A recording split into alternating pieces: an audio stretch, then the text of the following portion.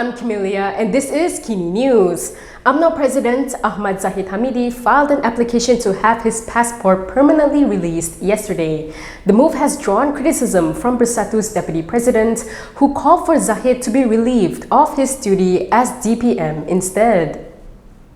Bersatu Deputy President Ahmad Faizal Azumu has called for Ahmad Zahid Hamidi to be relieved of his duty as the Deputy Prime Minister pending the conclusion of the court cases against him.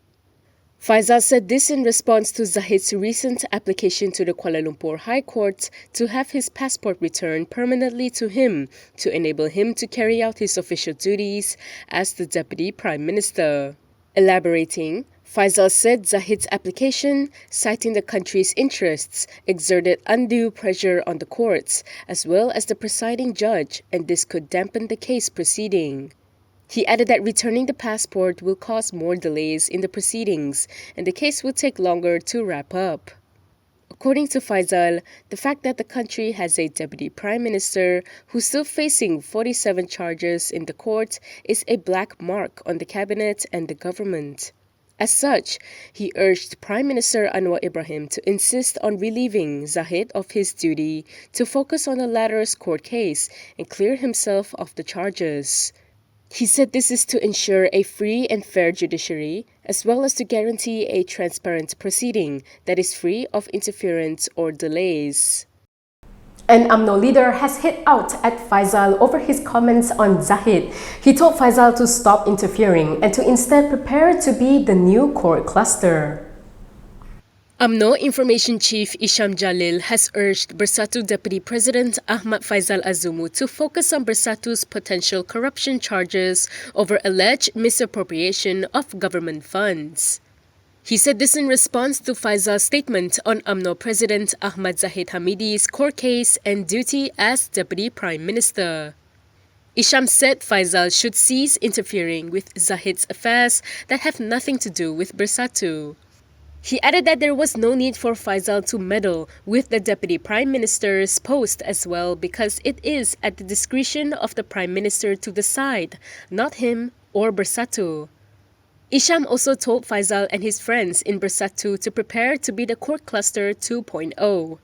He said, this is over allegations of vote buying and the country's biggest scandal involving misappropriation of government funds. Earlier today, Faizal had suggested for Zahid to be relieved from his duties as Deputy Prime Minister pending the conclusion of court cases against him. Faizal argued this was as Zahid's position in the government while undergoing court proceedings could give undue pressure to the judiciary. Meanwhile, in his application yesterday, Zahid assured that he will comply with all the conditions set by the courts and will give full cooperation to attend the trial on the dates that have been set. Ahmad Zahid Hamidi filed an application at the Kuala Lumpur High Court to have his passport returned to him permanently. This is to enable him to carry out his official duties as Deputy Prime Minister. The passport was previously surrendered to the court as an additional bail condition after he was charged with 47 charges of corruption, criminal breach of trust, and money laundering involving Akal Budi Foundation funds. The proceedings for the case are now at the defense stage. Through an affidavit in support of the application, Zahid, who is also the Rural and Regional Development Minister, said he has some constraints to carry out his duties like other ministers because he does not have access to his passport. He added that as the Deputy Prime Minister, he had received the mandate and responsibility from Prime Minister Anwar to represent him in several administrative matters.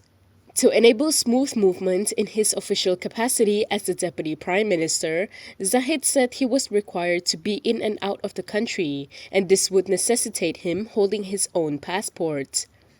Zahid said that the application was not prejudiced against any parties because he promised to continue to give full cooperation for the disposal of the case until the end of his defense case.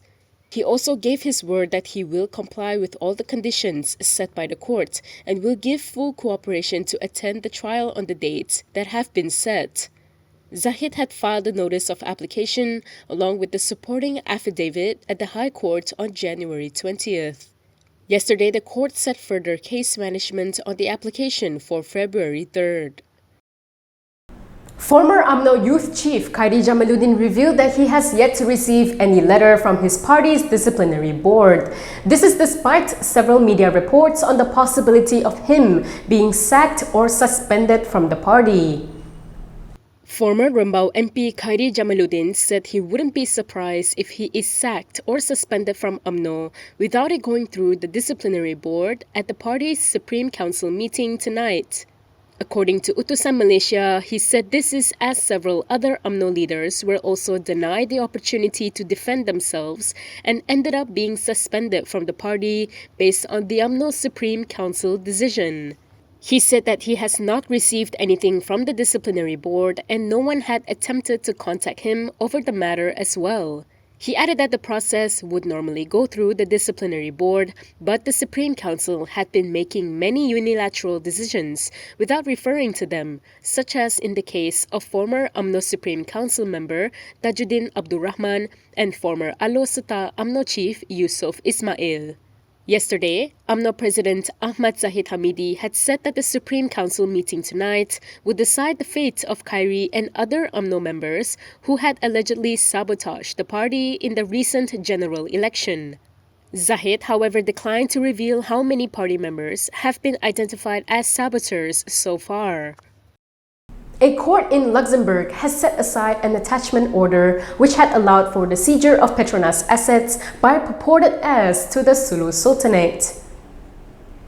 De facto Law Minister Azalina Othman Said has revealed that a court in Luxembourg has agreed to set aside an order that allowed purported heirs to the Sulu Sultanate to seize Malaysian assets. In a statement, she said Malaysia had achieved a significant victory in Luxembourg against the self-styled heirs to the Sultan of Sulu. Azalina said the order, which was set aside, was requested based on two purported arbitral awards issued by an illegally appointed arbitrator, Gonzalo Stampa. She added that Malaysia has taken all available legal actions to revoke Dr. Stampa's appointment and the said award. As a result of this, Azalina revealed that the courts in Spain have since retroactively invalidated Stampa's appointment and nullified his ruling, which was in favor of the Sulus. She said the decision by the Luxembourg court justifies the government's policy to defend Malaysia in every forum to ensure that Malaysia's interests, sovereign immunity and sovereignty are protected and preserved at all times. The Sulus had first sought Spanish arbitration in July 2019, and the appointed arbitrator Gonzalo Stampa had ruled in favor of the claimants. They won an attachment order to seize Petronas Azerbaijan Shah Deniz and Petronas South Caucasus, which are registered in Luxembourg. Malaysia had contended that Stampa was unfit to arbitrate in the case as he was under investigation by Spanish prosecutors for alleged contempt of court orders in both Spain and France. Stephen Gunn has stepped down as Malaysia Kini's editor-in-chief. However, he will remain in Malaysia Kini as the editor-at-large. Stephen Gunn will be stepping down as the editor-in-chief of Malaysia Kini at the end of this month after helming the independent news website's editorial for 23 years. However, he will remain in Malaysia Kini taking a nominal role as editor-at-large. Gunn said it has always been his intention to give way to the next generation when they are ready and the time has come. He added that there are many capable men and women in Malaysia Kini who he has full confidence in to take the organization to the next level.